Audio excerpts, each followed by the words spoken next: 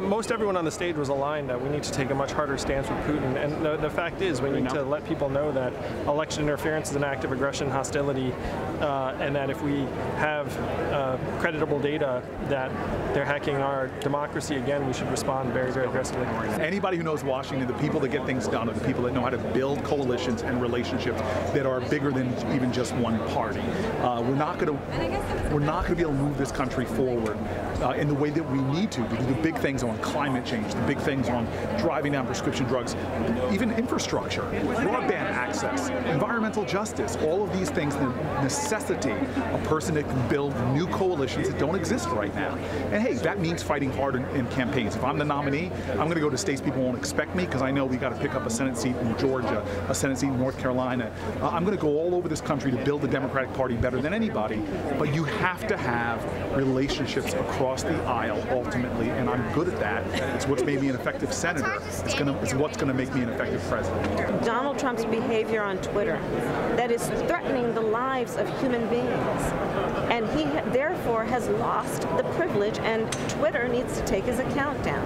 And I'm challenging all candidates to agree that this is a matter of safety, it's not a matter of free speech, and that the rules that apply to Facebook should apply to Twitter. Sorry, went well. You know, you have 12 people on the debate stage, and so it's always a battle for time. But tonight, I articulated a strong, positive vision for our country's future.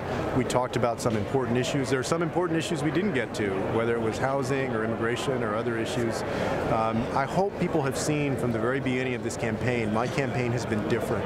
I've been speaking up for the most vulnerable people in our country, for the poor, for people who often don't have a voice. I was disappointed that we didn't get to talk more about the kind of police reform that we need to do.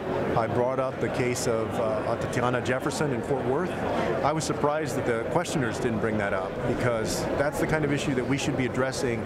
You know, I feel really good about what the Vice President said, about what Hunter Biden has said. He's accounted for himself.